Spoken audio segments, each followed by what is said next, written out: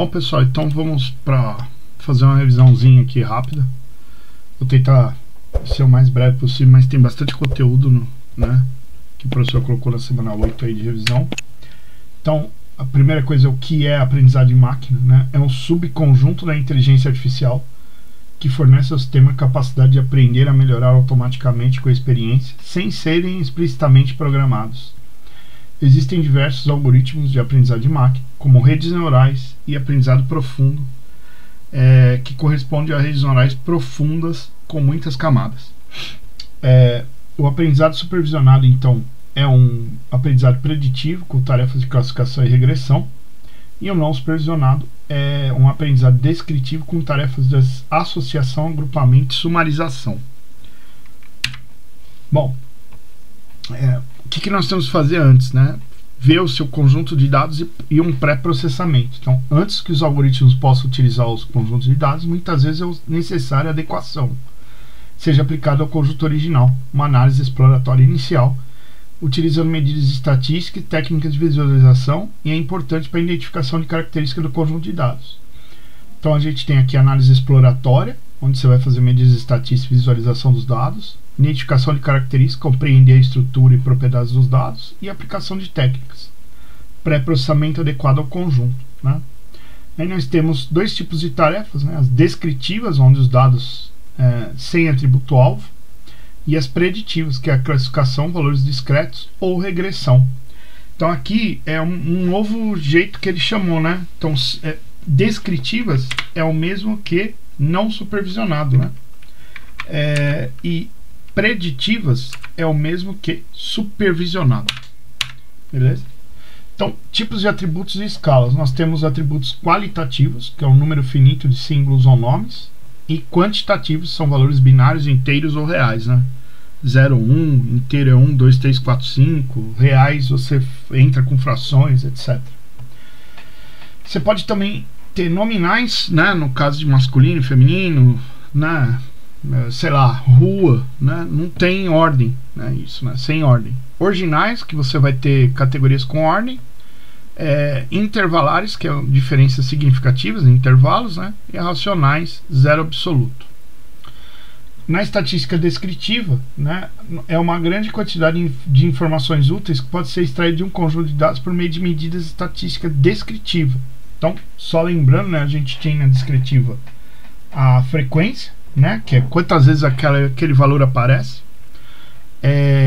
a medida da moda, média, mediana e percentil, né, onde a moda aparece várias vezes aquele valor, né, isso é a moda, né, às vezes você sai na rua e fala, várias pessoas com aquela mesma calça, aquilo está na moda, né.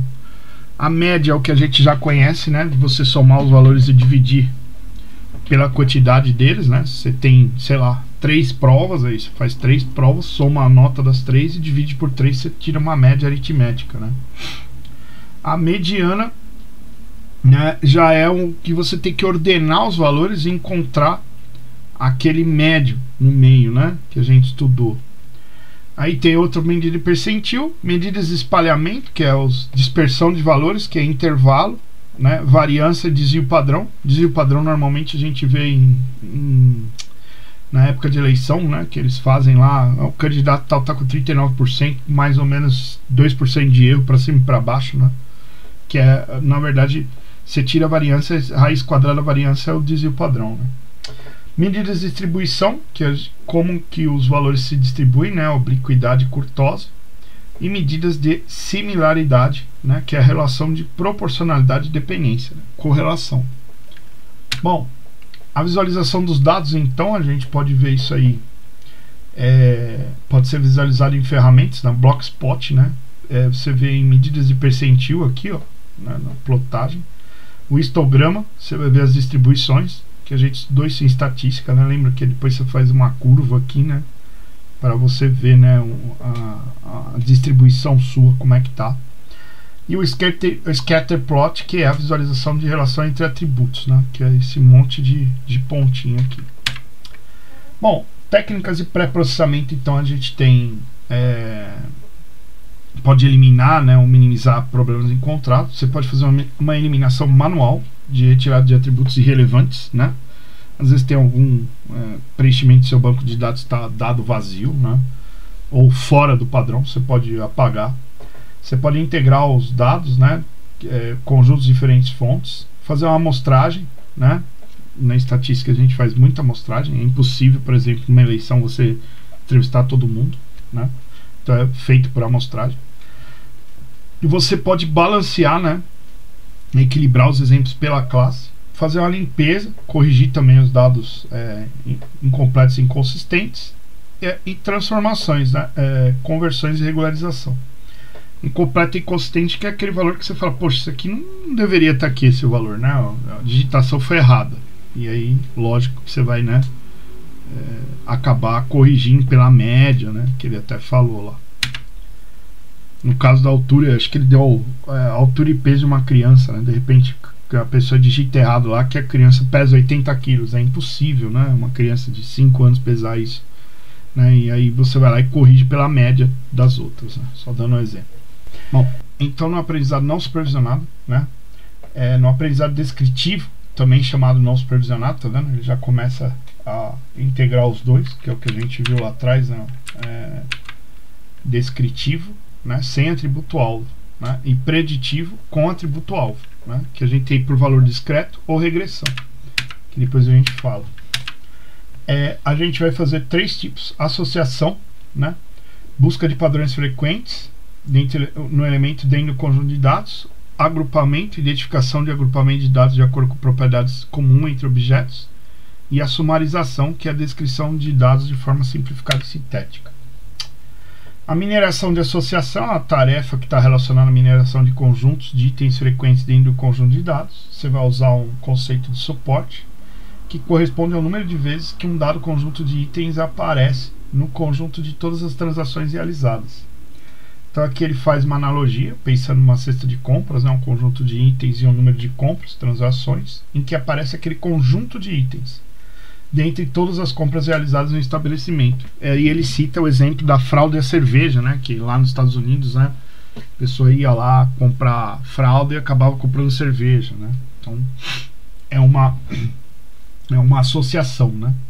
Propriedade principal o suporte é monotonicamente decrescente com relação ao número de itens de um item set, ou seja, conjuntos de suporte de um conjunto de itens, né, ele diminui sempre que você acrescenta um novo item, né?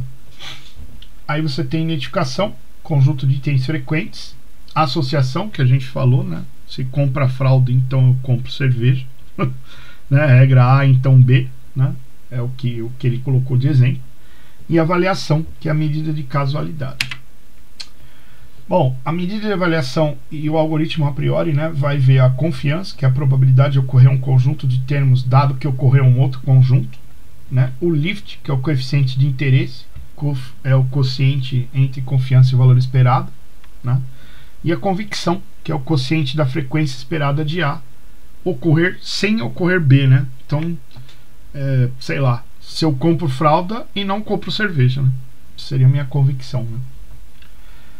Bom, o algoritmo a priori é um dos algoritmos de associação mais populares, usando a estratégia de busca em largura, e a cada novo nível de busca, novos itens sets são formados resultantes da combinação dos itens sets frequentes do nível anterior. Tá? Aí a gente entra em análise de agrupamentos, que é a definição de cluster, né? Que é esses agrupamentos aqui que a gente tem, né? E as técnicas buscam encontrar estruturas de conjuntos de objetos similares a partir de critérios que variam de acordo com o algoritmo empregado e com a definição de cluster utilizado.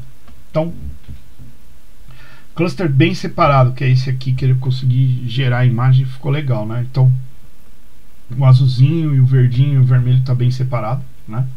Tem distância de semelhança. Cluster baseado no centro, né? Então, center based cluster, né? Então tem aqui um centro e aí eu vou unindo o que está aqui no centro dele, né? Cluster contínuo, né? Ele tem essas formas aqui de como se fosse uma corrente, né? Então é um contínuo, né?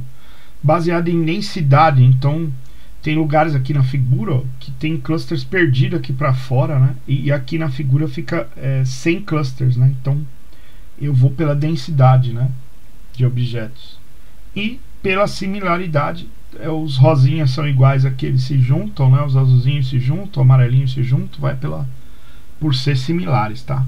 Essa figura ficou legal para esclarecer. Os critérios então de agrupamento, né? Com base nas definições, né? Você vai usar 3 grandes categorias: compactação, que normalmente leva à formação de cluster esférico ou bem separados; encadeamento ou ligação, bom para formas arbitárias, mas ruim quando há pouca separação espacial; e separação espacial considera apenas a distância entre clusters, normalmente utilizada em associação com outros critérios. Aí as etapas de análise, né, que você vai fazer é pré-processamento de dados. Você vai separar e limpar os seus dados, vai medir a similaridade, né, criar matriz de similaridade ou que não é similar, né, dissimilaridade. Vai formar agrupamentos, né, vai aplicar algoritmo para identificação de estrutura, vai validar, né, pode ser com especialista ou índice estatístico, se deu certo, né, e vai interpretar, vai rotular os clusters identificados. Sei lá, se rotular, ele fez por similaridade, então você chega lá e fala, bom, esse dado aqui é um morango, esse dado aqui é uma cadeira, né, ele foi por similaridade. E as medidas então de estruturas de cluster, a gente tem medidas de similaridade, que é a cosseno e correlação Pearson, e a dissimilaridade, que é a diferença, né? A gente até colocou aqui algumas fórmulas, né, mais ou menos aqui. Essa aqui não está tão certinha, né, mas distância de Manhattan, né, que é o que você vai ter um jeito de calcular a distância, como se fosse um prédio, né? Ele até fez meio errado aqui, mas é como se fosse uma avenida, né? Eu vou daqui para cá, dali para lá. A distância euclidiana é de um ponto ao outro, direto, que normalmente é usada, né? A distância Chebyshev, né, que você vai fazer também de um ponto ao outro aqui, de acordo com essas retas aqui, né? E a de Raman, né, que é outro tipo de distância calculada aqui, né? Bom, os tipos de algoritmos, nós temos os particionais, que vai usar uma única partição de dados, que é o K-médias; os hierárquicos, que é a sequência alinhada de partições, single link, average link e complete link; e o baseado em densidade, que é o DBSCAN, que a gente fez aí o exemplo. O K-médias, então. O K-médias é um algoritmo particional interativo, né, baseado no erro quadrático. Cada interação ele busca, né, formar clusters com base no cálculo dos centroides calculados na interação anterior e na minimização da função custo. Então você inicia com os k-centroides iniciais, né, associa objetos aos centroides mais próximos, né, eu vou vendo quem é próximo, verifico, né, teste de convergência sem migração de objetos e faço o cálculo de novos centroides, né. Aqui eu tenho que ter um hiperparâmetro K, que é o número de cluster K fornecido como entrada. A determinação de K em muita situação não é uma tarefa trivial, né? O critério utiliza critério de compactação, levando à formação de cluster esférico ou bem separados. Aí a gente entra nos hierárquicos, né, que a gente tem como sair de uma sequência de partição alinhada, podendo ser aglomerativos, que começam com N clusters de um único objeto, ou divisíveis, né? Então eu pego um que vai aglomerando um com o outro, ou eu vou dividindo, né? A hierarquia de partições pode ser representada por um dendrograma, que consiste em uma estrutura na forma de árvore binária, né? A gente viu os dendrogramas lá na aula, né, representados, se não me engano, semana 4. Os algoritmos então aglomerativos entre o single link, que vai usar a distância mínima entre os objetos de cluster, né? O complete link, que é a distância máxima, né, entre o cluster e outro, né, que você vai ter aqui e o average link, que é a distância média. O algoritmo divisível bisecting K-means, baseado no K-médias com K igual a 2. Acho que aqui na próxima slide deve ter, ó. Então aqui a gente vai ver, né? Então, por exemplo, né, você pode fazer a distância mínima, né, pegar um cluster daqui dessa região e fazer a mínima até a borda do outro, né? Esse seria o single link. Complete link, eu pego um mais distante e vou até o outro mais distante, né? E o average link, eu vou pegar todos os clusters daqui do azul claro com o roxo e vou ficar criando médias, né? isso aqui gera um custo computacional muito alto, né? Dependendo do número de clusters. Então, os algoritmos baseados em densidade, né? Eles assumem que os clusters são formados por regiões de alta densidade de objetos, secundadas por regiões com baixa densidade no espaço, né? Então, os não particionais, nem todos os objetos precisam necessariamente pertencer a um cluster após o agrupamento, tá vendo? Ó, tem objetos que ficam fora, né? Então ele pega aqui as distâncias e agrupa, né? Raio de vizinhança, neighbor radius, né? Ó, que eu vou desenvolver um raio e vou falar quem é meu vizinho, né? E o número mínimo de vizinhos também que eu posso colocar, né? Para considerar que a região é densa, né? E aí deixar de fora os que não tá, né? Um objeto está em uma região de alta densidade se sua vizinhança existem vários outros objetos. Disso resultam 2 hiperparâmetros para a formação de clusters, raio de vizinhança e um número mínimo de vizinhos, que é o que a gente fez no DBScan, né? Então, o algoritmo DBScan trabalha exatamente desse jeito, né? Ele é mais popular utilizando o raio de vizinhança e o número mínimo de vizinho como hiperparâmetro, né? E ele tem 3 objetos. O ponto de core, né? Cadê o ponto de core aqui? Esse cara aqui. Então, eu pego um cluster central, falo, esse aqui é o meu ponto de core, baseado no que eu tenho ao redor, e crio um raio, né? E aí, esse raio, eu vou colocar esses outros pontinhos como sendo dessa classificação aqui, né? Então, esse é o ponto de core, colocou 5 pontos mínimos, né? E um raio aqui entre esse ponto de core. O ponto de borda, né? Que é o border point, né? Onde você vai ter a borda aqui, né? Do seu... Você tem dentro da sua vizinhança existir um número de objetos inferior ao número mínimo de vizinhos, e se esse objeto for vizinho de um ponto de core, então ele fica mais na borda do seu raio aqui, né? Seria isso, né? E o outlier, né? Que é o que a gente colocou aqui, seriam pontos de... que não é nem ponto de core nem borda, né? Ele não vai pertencer a nenhum cluster. Então, por isso que esse algoritmo ele é bom, porque ele identifica, né, esses pontos que estão fora, né? Que ele chama de noise point aqui, que seria um ponto de ruído, né? Então, pontos que estão fora aqui da minha borda, ele não é do meu cluster, e é um dado lá que não serve para nada, só atrapalha, né? Os pontos de core e borda formam clusters, ao passo que outliers são ruídos, ó, noise, né? Não pertencendo a nenhum cluster, fica de fora. A validação, então, desse modelo descritivo, né, é uma tarefa de agrupamento, né, é baseada em índices estatísticos que quantificam de alguma forma a qualidade do dado agrupamento, né? Então, critério relativo, você vai comparar diferentes resultados de agrupamento obtidos por algoritmos para determinar qual resultado melhor se ajusta aos dados ou determinar o valor mais apropriado do parâmetro. Critérios internos, vai medir a qualidade, né, consistência de um agrupamento com base apenas nos dados originais, matriz de objetos ou matriz de similaridade ou de diferença, né. Critérios externos, que vai avaliar um agrupamento de acordo com alguma coisa que eu já conheço externamente, né, que já é desejado e conhecido por um conjunto de dados, que é o caso da maçã, né. Se eu quero achar uma maçã e vou tentar lá no meu grupo, eu já sei o que eu preciso achar na maçã, né? Já o interno não, né? Vai ver só o que tem lá dentro da matriz de objetos, né? E os relativos, né? Eu vou tentar ver os diferentes resultados, comparar eles, né? E determinar qual que melhor se ajusta, né, no que eu preciso. Bom, o critério relativo, né? Então, alguns índices, né, utilizados no critério relativo para avaliar a qualidade dos agrupamentos é a variância entre cluster, né? Vai medir a qualidade do agrupamento em termos de compactação dos seus clusters.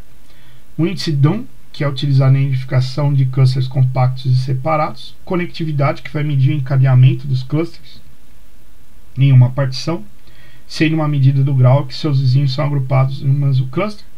E a silhueta, que vai avaliar a adequação de cada objeto para o seu cluster e a qualidade de cada cluster individualmente, tá? Bom, aí a gente tem critérios externos e internos, né? Externos é o índice range, vai comparar par a par dos objetos entre duas partições para verificar se pertencem aos mesmos clusters ou clusters diferentes.